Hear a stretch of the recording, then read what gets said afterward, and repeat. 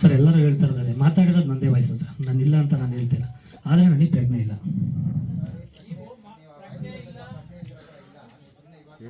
ಅಲ್ಲ ಸರ್, ಕಟ್ಕತೆ ಅಂತ ನಾನು ಹೇಳ್ತೀನಿ. ಹಾಂ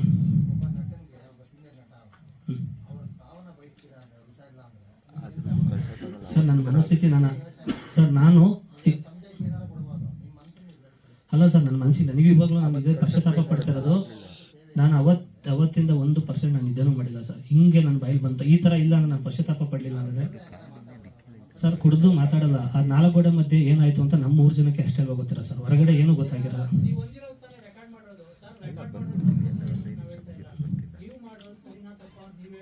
ಅಲ್ಲ ಸರ್, ಈಗ ಅಷ್ಟೊತ್ತು ಒಂದು ಪಾಸಿಟಿವ್ ಮಾತಾಡಿರ್ತೀನಿ, ಅದನ್ನು ಬಿಟ್ಟು ಇಷ್ಟು ಮಾತ್ರ ರೆಕಾರ್ಡ್ ಮಾಡ್ತಾರೆ ಅಂದರೆ ನನಗೆ ಅನಿಸಿದ ಪ್ರಕಾರ ನಮ್ಮ ಹಳ್ಳಿ ಕಡೆ ಗೊತ್ತಿಲ್ಲ ಹೆಂಗೆ ಏನು ಅನ್ಸುತ್ತೆ ಗೊತ್ತಿಲ್ಲ.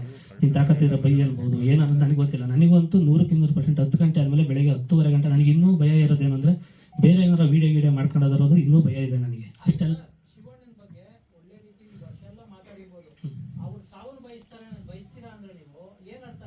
ಸರ್, ನಾನು ಯಾವತ್ತೂ ಯಾರಿಗೂ ಸಾವು ಬಯಸುವಂಥ ಅಧಿಕಾರ ಯಾರಿಗೂ ಇಲ್ಲ.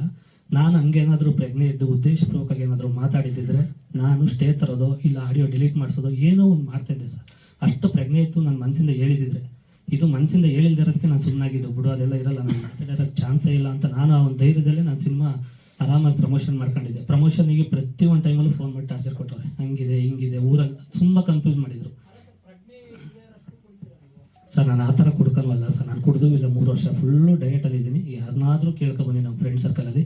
ನಾನು ಸಿಕ್ಕಾಕೊಂಡಿದ್ದು ಹೆಂಗೆ ಅಂದರೆ ನನ್ನ ಸಿನಿಮಾ ಜೀವನ, ನನ್ನ ಉಸಿರು ಅಂತ ಸಿನಿಮಾನ ಪ್ರೀತಿಸ್ತಾನೆ. ಅವ್ರಿಗೆ ಗೊತ್ತು ಸಿನಿಮಾ ವೀಕ್ನೆಸ್ ಅನ್ನೋದು ಗೊತ್ತು ಅವರಿಗೆ.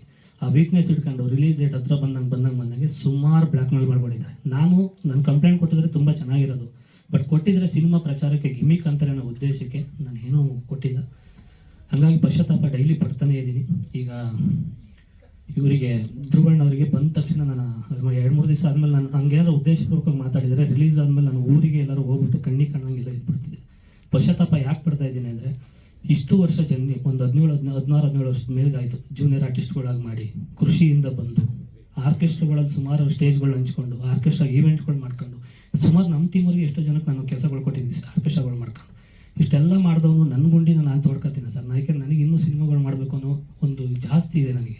ಕಲೆನ ನಮ್ಗೆ ಬಂದಿರೋದು ಬೇರೆ, ನನಗೆ ಬ್ಯಾಕ್ಗ್ರೌಂಡ್ ಆಗಲಿ ದುಡ್ಡಾಗಲಿ ಹಂಗೆಲ್ಲ ಇದ್ದಿದ್ರೆ ನನ್ನ ಜೊತೆ ಇರೋರೇ ಹೋಗ್ಬಿಟ್ಟು ಅವ್ರಿಗೆ ಹೊಡೆದು ಸಾರಿ ಕೇಳಿಸ್ಬಿಡೋರು, ಇದು ಆಡಿಯೋ ಫೇಕ್ ಅಂತ ಹೇಳುವಂತ ಅವ್ರ ಕೈಲೇ ಹೊಡೆದು ಕೇಳಿಸಿರೋರು. ಬಟ್ ನಮಗೆ ಹೊಡೆಯೋಕ್ಕೂ ದುಡ್ಡಿಲ್ಲ, ಹೊಡ್ಸೋಕ್ಕೂ ದುಡ್ಡಿಲ್ಲ. ನಮಗೇನು ಈ ದುಡ್ಡಿಲ್ದರೆ ಏನು ಹೇಳ್ತೀವಿ, ದೇವರಿದ್ದಾನೆ ಅಂತೀವಿ, ಇಲ್ಲ ಕರ್ಮ ರಿಟರ್ನ್ ಅಂದ್ಕೊಂಡು ಏನೋ ನಮಗೆ ನಾವು ಸಮಾಧಾನ ಮಾಡ್ಕೊತೀವಿ ಅಷ್ಟೇ, ಇನ್ನೇನು